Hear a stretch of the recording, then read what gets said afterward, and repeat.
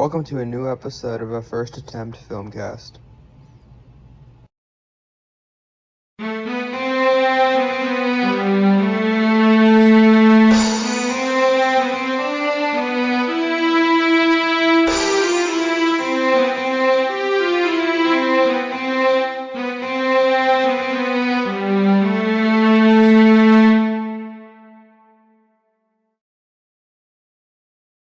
Dun, dun, dun, dun. Welcome back to a new episode of First Attempt Filmcast.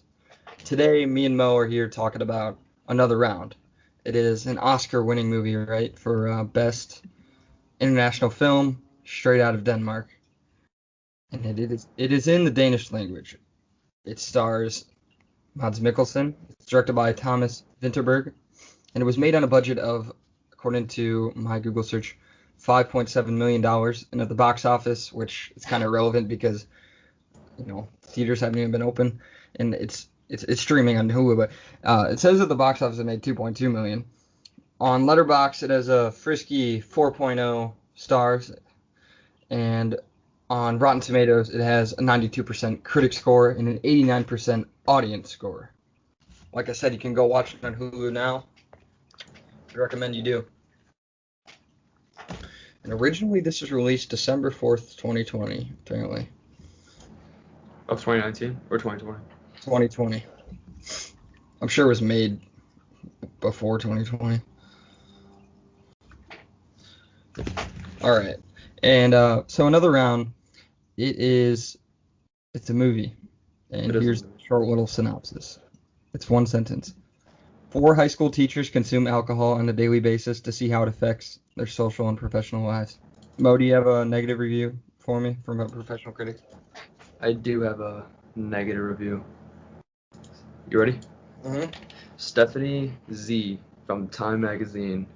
Even here, as a character with no discernible personality, Mikkelsen casts a sympathetic, believable shadow. His Martin is a nowhere man of great distinction, stuck in nowheresville of a movie. I don't know how to take that, but she gave it a rotten review. Yeah, that was not entirely a rotten review. I don't know. It was hard to tell which way she was going with it. Oh, I guess maybe in her full review she gets into why she didn't like it, but I mean that first sentence isn't so bad. I'm surprised she chose that one to be the kind of the headlining sentence, or maybe it's just the first sentence. I don't know. Okay, my negative review is from John Powers of NPR. John Powers said, "Another Round is a very entertaining film. It's energetic, attentively shot, and exceedingly well acted, which is impressive because it's so easy to overdo playing drunk." I thought that was interesting. I was thinking about that when they were drunk in certain scenes, especially in that one scene when they were fishing off the dock or maybe off the boat. Just thinking, are these guys, you think they're actually a little buzzed right now? Did they all, take some stuff or drink some stuff to get into, the vibe and the character for the scene? Or are they really just doing their best drunk impression? I think it was, looking back on it, because before we started, I went back to watch the ending, and just mainly the second half. I think it was method acting, man. Especially when they were all together during the binge drinking sequence. Yeah. See, you think they were all drinking at least some alcohol? Yeah, if they weren't, then props. It felt authentic. It did. I might have heard something about Mads Mikkelsen drinking for this movie. The way they're gonna remake this with DiCaprio. Yeah, why? Oh, that's crazy. Alright, so I have some insight. This is exclusive. This is from 10 hours ago. Mads Mikkelsen doesn't care about the remake. He says it makes sense because the cultural differences in alcoholism culture is different comparing from the United States to which country is this film? Denmark. And he's kind of right. It's not going to be a exact remake, but I feel like the themes will be the same. I thought it was just an interesting concept. I never heard of Finn Skard or the Norwegian psychiatrist they use as the basis of their experiment who theorized that having the blood alcohol content of .05 makes you just more creative and relaxed. I never heard of that. Anyway, it was fun that they used that entire concept for the movie. It seemed to work for a while. That's why it's funny that this movie talks about exploring alcoholism, which that only seems to come up in the last half. In the first half, things were going up and up, honestly. They were having fun with it. Their lives were getting better. Yeah, that's what I thought.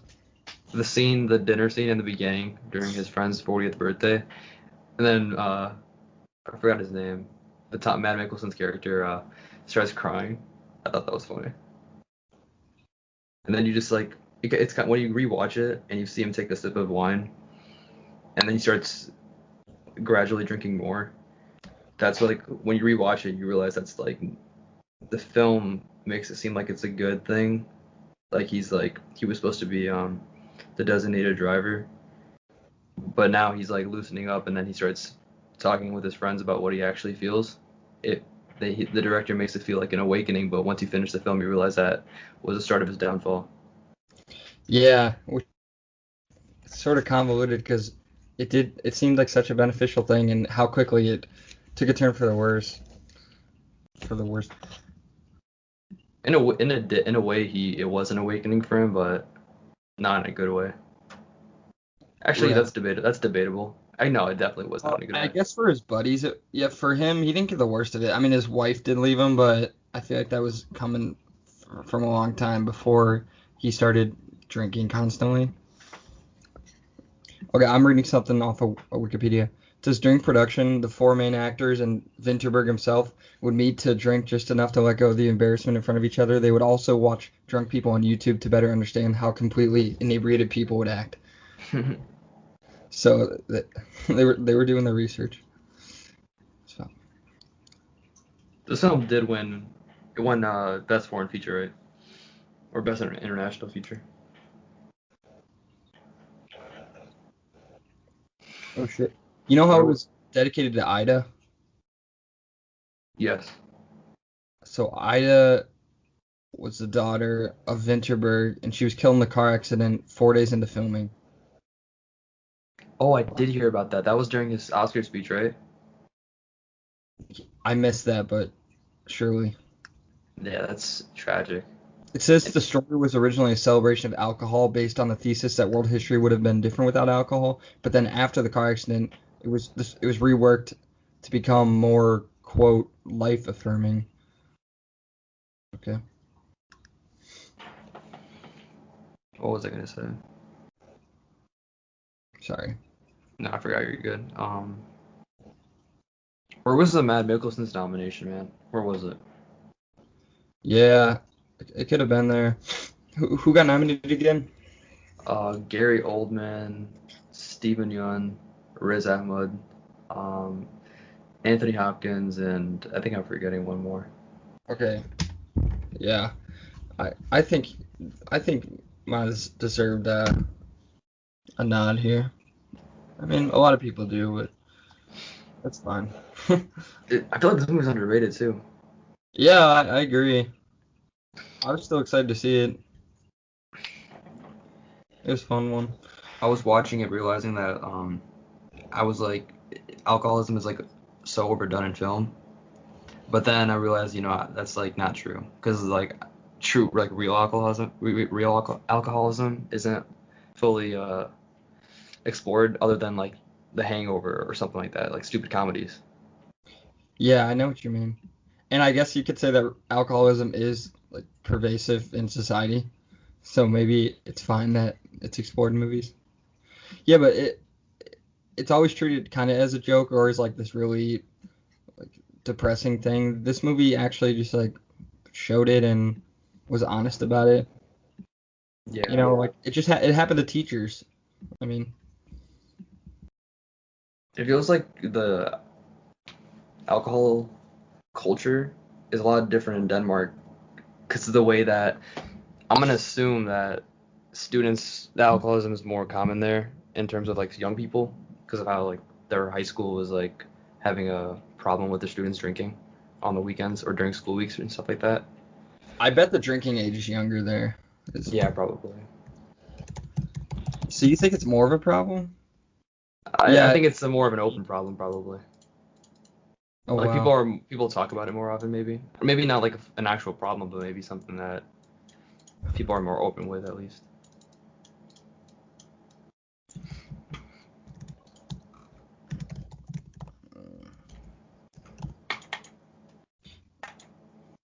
Let's see, Denmark, drinking age.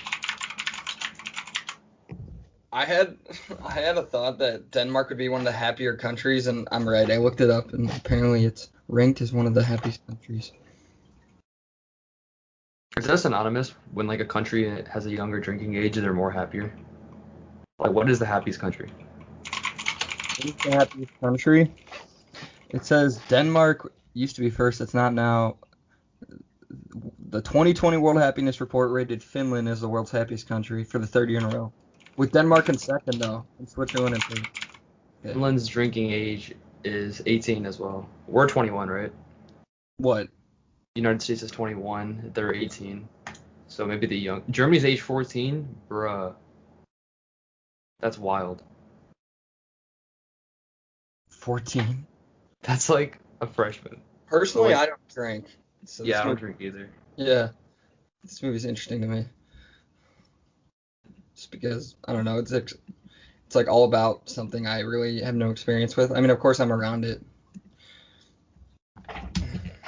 I felt that too. Like, I barely cared about any of the characters' drinking problems. Yeah. I don't like sympathize with them much. But I do feel Oh, yeah, sorry, go ahead. I do feel for like his wife leaving him. I haven't had a wife leave me, but I mean that's just like basic heartbreak stuff. And the way he takes it too, it's very subtle, but you can tell he's just broken over it. And then when he gets those texts in the end from her saying that she loves him and misses him too, it's good stuff. It's like, he had like so much bad stuff happening to him even before the alcohol, but then like the alcohol opened it up to him. Like his wife was already cheating on him before the alcohol, and without him drinking alcohol, he might have not have even found out. Because at that point she wasn't even trying to hide it. She told him straight up that would you expect me to just wait? No, she went and sought out some happiness from others. And he became a better teacher, right? Yeah, he did. Oh, he totally did. He was really engaged. I thought that was fun to watch. It was fun to see him just improve in the classroom with the students. And I have a soft spot for that when like a film shows like a good teacher, like School of Rock. Yeah, or like Dead Poets Society. It's just like it's a vibe. The other teacher who gave the exam to that one really like anxious kid, you know. I liked his story too in the classroom. Like the one guy was the PE teacher, and you just got to see him like coach little kids better, which was whatever. But and the other teacher, he saw great progress in his choir. But Mods and I don't know his name. Who is the co-lead or I forgot his name. Wait, the one who drove him home when he was drunk first day? Yeah, it might be. Shoot, is it? I mean, I don't even know names, but it might be the guy played by Magnus Malang. What was he teaching in there? Wasn't he a psych teacher? Maybe. I forgot. Yeah. Cast. Oh yeah, we can watch this movie on Hulu. Dude, Hulu has a lot of great stuff. His name was so Tommy was the one who killed himself accidentally, right? Is that what happened? He killed himself accidentally. And then Nikolai, Nikolai or Nikolaj. I think it's Nikolai. Yeah. Nikolai was the one who drove him home. Right. And then their fourth. Oh no, Peter. That's another teacher. And then Martin is Mads Mikkelsen. Yeah, Martin. Oh, that's his name in the movie, Martin. I forgot. Okay. What'd you think of just this interesting editing choice? Anytime there was a text message interaction on screen, you know, they would cut to black and they'd like type it out, you know, like a weird font. Like instead of like a Google search, Yeah. on the screen. Yeah, Or you I dug post with that. any text, right? Yeah, like any text at all. And I like the way it gets like progressive, like with they gradually go up with it. Like it's at point 0.5, point 0.6, point 0.7, point 0.8, and then it like hovers over point 0.7, and then it goes back to point 0.8. Right, when they'd show their like when they used the breathalyzer, they visualized it on screen, just straight up on in text. Yeah, it was dope. The movie in its whole was so fluid. I Even though I felt it was slow at sometimes, it still didn't lose its fluidity in Yeah, storytelling. I remember I texted you, what'd you think so far? Because you'd watched like 30 minutes, but then fell asleep or something. And you told me the direction was smooth, and I definitely paid attention to that, and I agree with that. Uh, I think I just lost myself in the movie eventually, but the first half hour, 45 minutes or so, dude, I was stellar. Like every shot, you could tell it's just It's like, perfected and like picked out. yeah, like planned way ahead. Yeah, as most movies are, but this one just worked.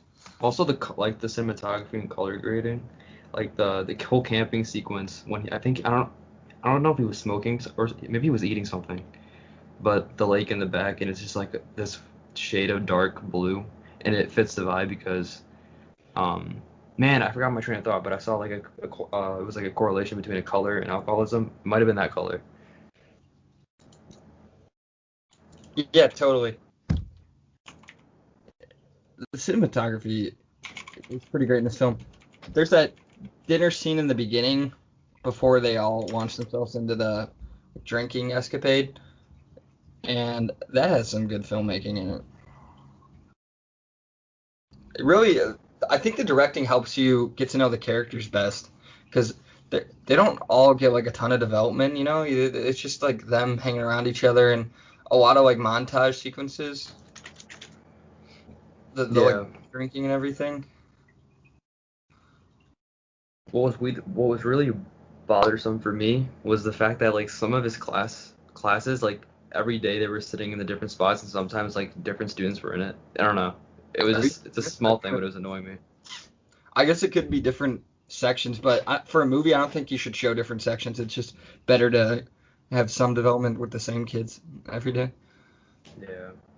Like now, we're talking about School of Rock. Doesn't he teach the same kids like the whole entire time? Yeah, and they're sitting in the same spots I and guess they are younger kids. Younger kids don't move around class as much. But what was I gonna say? For another thing, oh no, I forgot. Go ahead. uh, Oh no, I got it. So the character who we were focusing on was Mad Mikkelsen, mm-hmm. and Tommy was the one who had it the worst, but we just didn't realize it. Like he was giving it a minor alcohol advice to take before his exams. I think that's what it was, right? To loosen him up. And then he's the one who ends up killing himself by accident. No, no, no, no. That wasn't him. That wasn't him? I think it was Peter who he had the kid takes a swig out of his like vodka or something. Oh, maybe you're right. Yeah, I think I'm confused. He was the one that you could tell had a big problem. I don't know, just because the janitor found a lot of containers of alcohol around the one room, and then when the superiors had a meeting with the faculty, you know, claiming that we hear some of you have been drinking unbelievably on school property and during hours. He stumbles in legit drunk during it.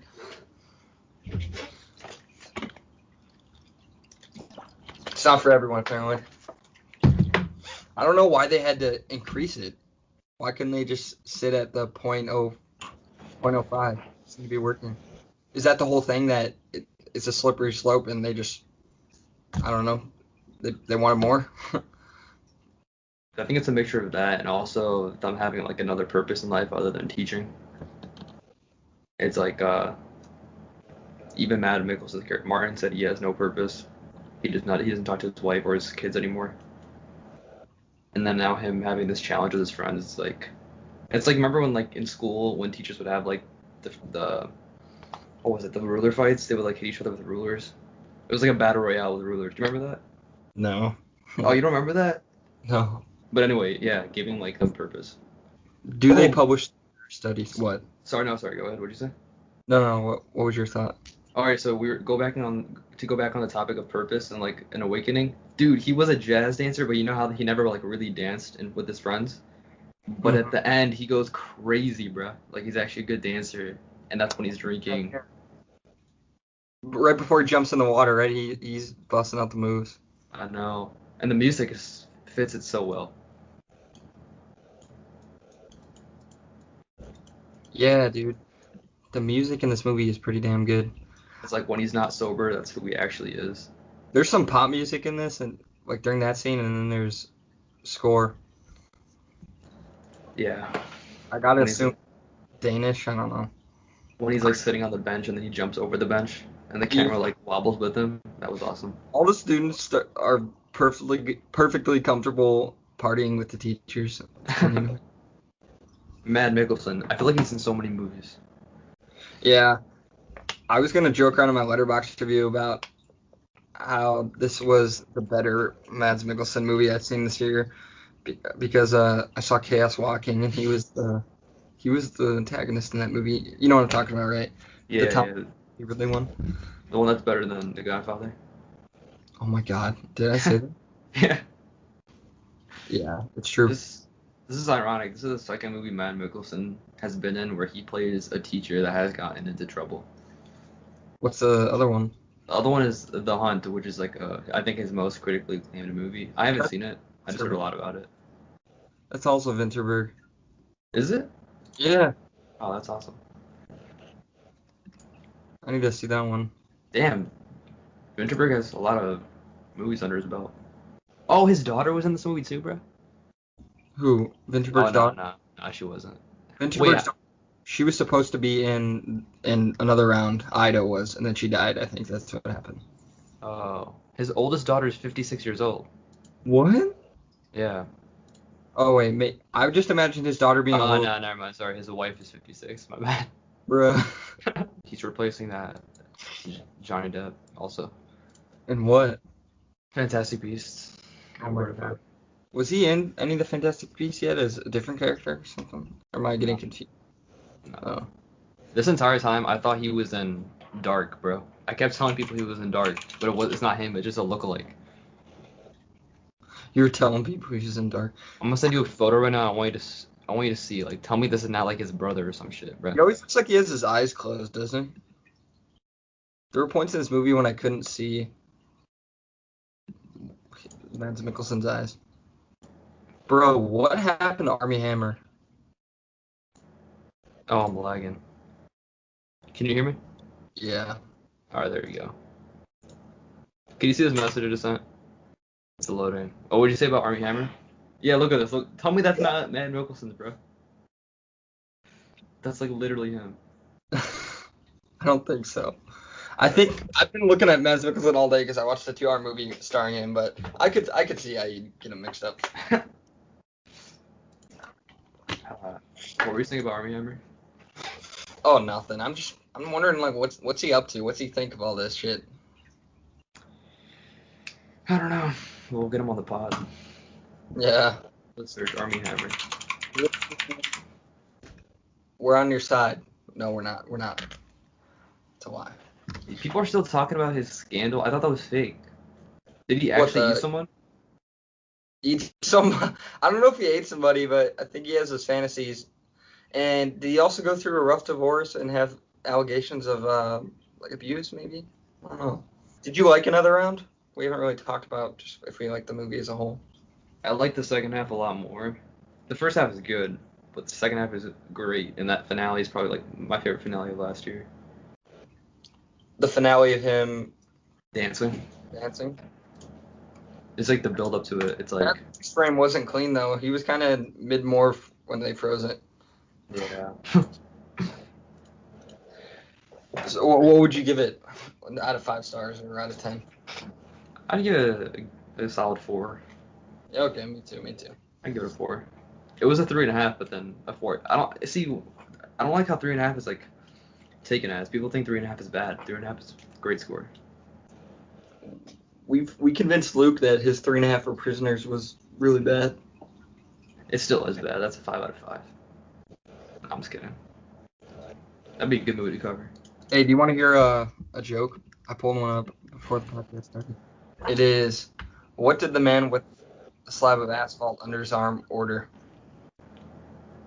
at a bar? I don't know.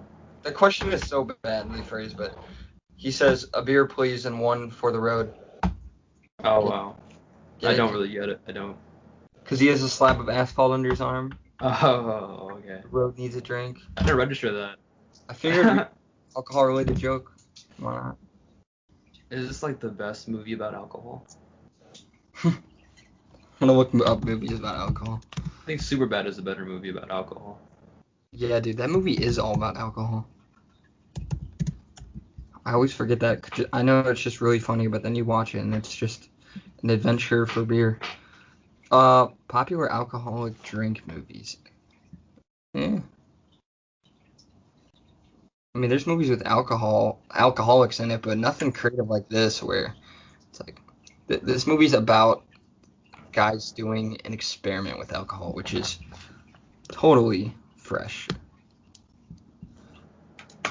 This isn't based on anything, is it? Was this written by Vinterberg? Like, brand new script? Let me check. Oh yeah, I see Superbad. Okay. Alcoholic buddy drinking movies, it says. This film was written also by the director. The director? Yeah. Vinterberg. Nice job, man. He looks like Sean Baker, but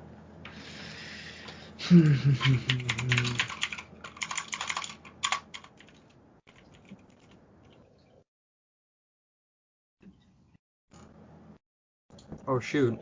He's really young. Vinterberg? Yeah. How old is he? His wife is 56. Oh wow. This concept, you know, at its core, it could have been made by such a like lame director and studio. Like this could be totally just like a Netflix goofy movie about like teachers getting drunk, but it's so much more meaningful than that. And it takes itself really seriously. Yeah, it takes itself seriously, but at the same time having a dance sequence at the end. Oh yeah, it's also fun. Let me pull up low letterbox reviews for this and see what people have to say. Someone said I could outdrink them. 0.05 out of 5. That's funny. Lowest first. Okay. This guy, bruh, how you gonna give it a half star but not review it? Bro, some people just give half stars just to give half stars. There's no way this movie's a half star. Mm-hmm. There's no way it's a half star. I don't care how much you didn't like it. You could just mute it and look at it, and you can tell it's better made than a movie that's a half star. Alright, I need a review. Why is no one reviewing it? There you go, okay. It says half star Matt Mikkelsen is sad in this movie. F you. Somebody said comedy. Are you sure? Yeah. Is it a comedy? Nah, I barely laughed. No, I don't think it's a comedy really at all. This person said, this is watched by Mario. Another round, more like I want to play another round of Super Mario Strikers on the Nintendo GameCube. Thank you for the review. Damn, Mario has wow. Their favorite movie is Super Mario Bros. I heard those movies are masterpieces. Oh my, he gives every movie a half star. The only movie he's given a normal 5-star rating was to all the Super Mario movies. He says Parasite, half star, there is no Mario. Damn, that's funny. Wait, but Mads Mikkelsen in this movie gives off big time Luigi vibes. You think he could play Luigi? Yes. Who would play Mario? I was just gonna say Mario. Honestly, just as co-star, hang on, let me find him. Not him. Magnus Mullane. Maybe. Vinterberg should make a Mario movie and cast those guys. Yeah, I mean, Mario, he's already an Italian plumber made by Japanese people and that yada yada yada. So why not cast Danish folks to play him in the movies? So much cultural hopscotch going on there. We need Danish Super Mario Brothers.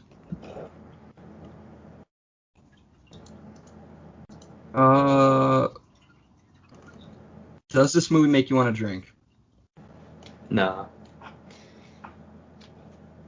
What about you?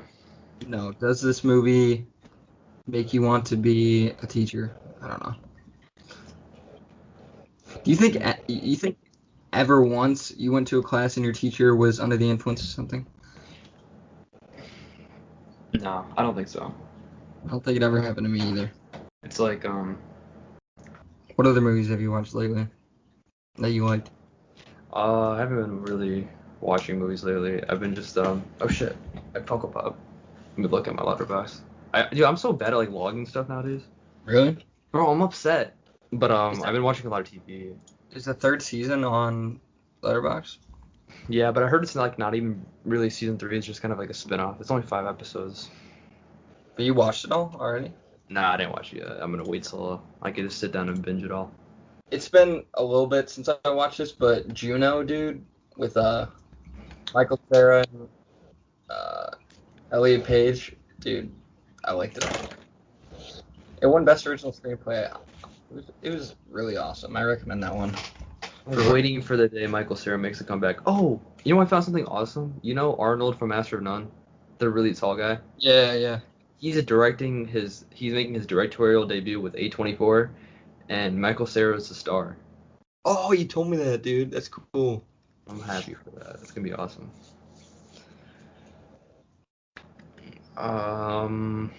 What movies are so there's this one anime movie. Do you watch anime or no? Mm-mm. This movie's called I'm trying to find the American name for it.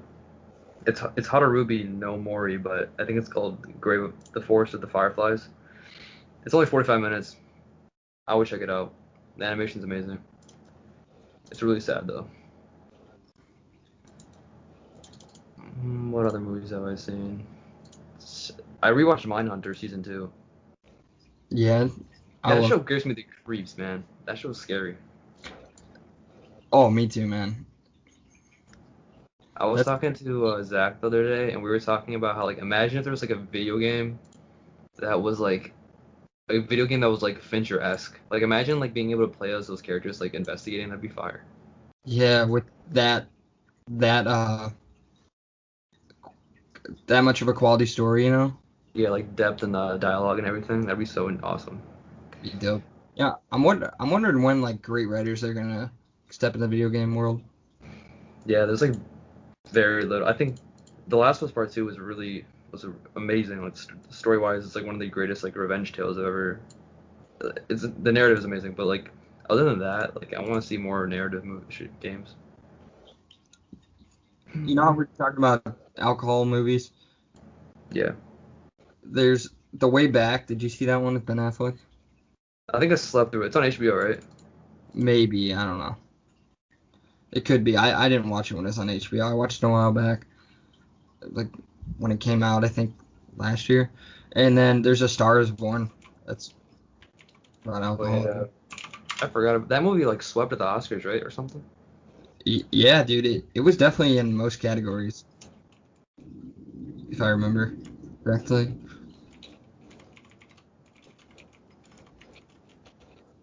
Let's see. Alcoholism. I'm gonna see with the letterbox list for alcoholism. That's what I was trying to figure out. Oh, one of the best. Oh yeah, I don't know why I didn't mention this, but Bojack Horseman has a lot of themes with alcoholism. It's a great show. It's crazy because alcohol. I really did not think this movie was going down the route of having commentary on alcoholism or exploring that. It just seemed so, like, fun and harmless in the beginning. And I thought it was glorifying it in a way. Because, I mean, these guys, they wanted to test the the result of, having a certain blood alcohol content, and it seemed to be working in their favor. So I'm surprised they flipped it on its head. I mean, that's what happens when you go to like 2. When are these guys gonna stop? Bro, I kind of like the scenes when they were making the drinks. Like, that was eye candy to watch. When he peeled the orange and was rubbing the essence of it around the lip of the glass. Yeah, and then the dinner scene when they pour the alcohol in his cup and then he drinks it and then like the music starts playing. Mm-hmm. I feel like that's been done before, but I don't know. Yeah, it's always cool to see food, drink in movies.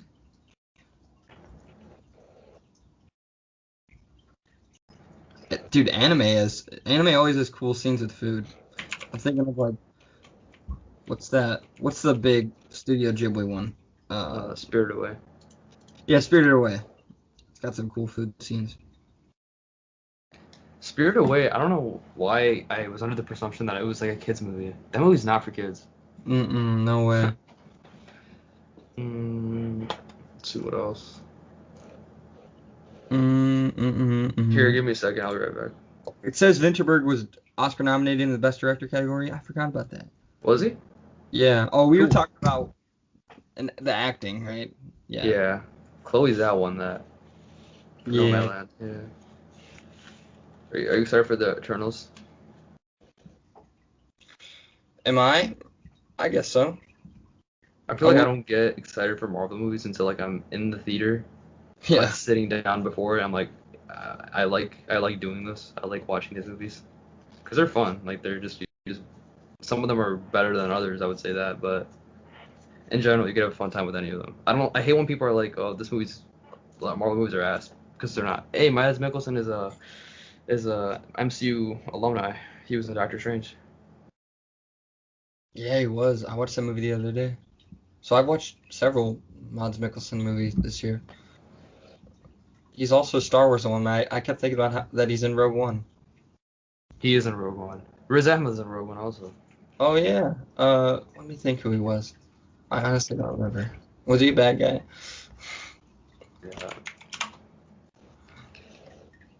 Oh, Riz Ahmed was in Venom. He was in Venom. Bro. Now you got me thinking about Woody Harrelson. Now you got me thinking about Woody Harrelson in War for the Planet of the Apes, which I rewatched for only the second time ever last week. That's the finale one, right? That's the last one? Yeah. I don't remember that movie that much. I just remember the ending. I don't think it's super memorable, honestly. It's a good movie though.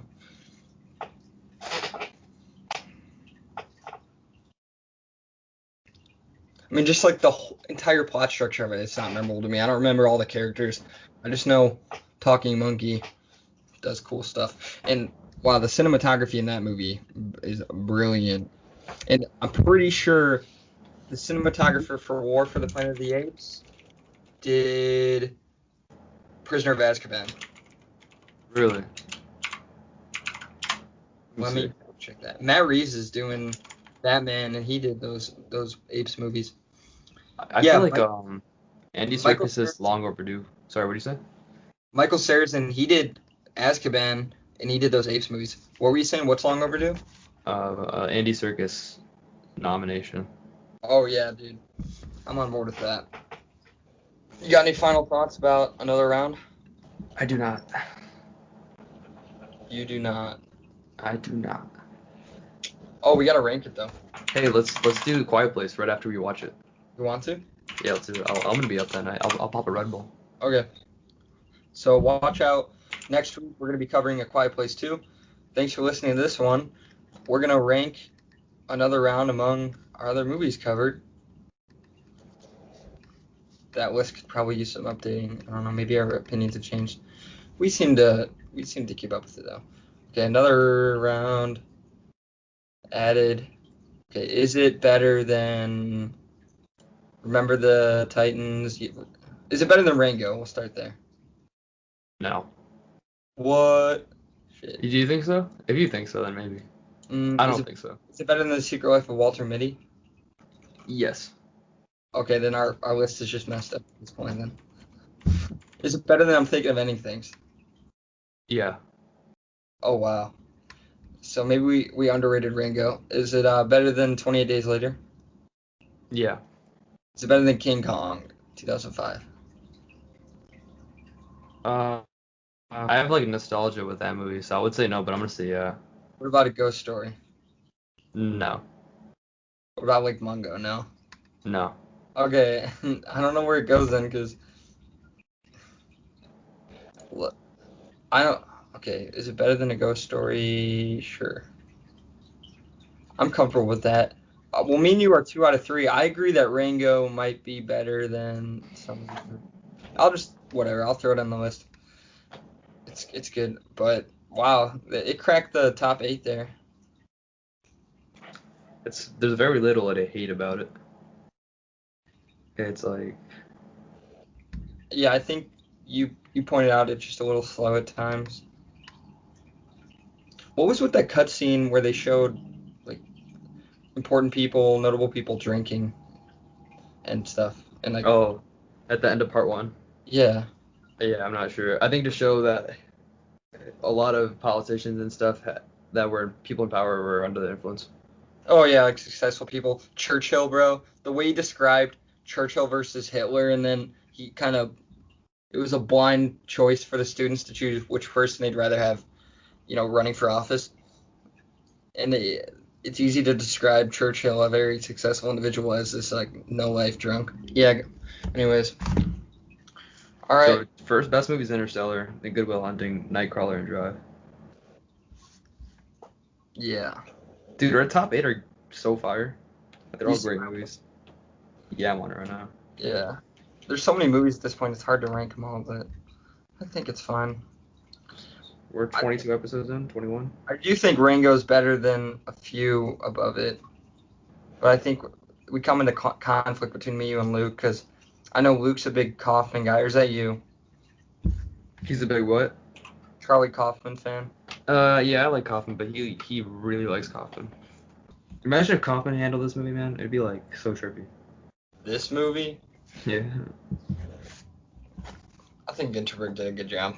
If you're in need of a new book to read, you should read Kaufman's novel Antkind. Is that an original story or something? Yeah, he made it himself. The plot of it's so insane. It's actually hilarious too. Oh, I If see. you want to borrow it, I can let you borrow it too. Debut novel. That does sound interesting. What's that about? I'm gonna look it up real quick. There's like a failed movie critic. He's like he's like 40 something 50 years old, and one day he comes upon a movie that's like 3 months long, but no one else has seen it. And the whole thing is that when he watches it, he's gonna write this crazy review, but then the film burns. Oh, So now you got this one. yeah, it's really good. List right now. I need to check this one out this summer when I have free time. And I like how the film like implements like it breaks like the wall in terms of like our films. Like it just shows like real films. Like there's a whole sequence like Judd Apatow and stuff. It's great. Alrighty, man. All right. You can find us at AttemptCast on Twitter, at First AttemptCast on Instagram. Make sure you go check out those accounts. What else can I say at the end here? Our music is by Carolyn. Our logo is by Vaishon Brandon at graphite.vmb on Instagram. Thank you, everyone, for listening. E.T. Phone home. Hard cut.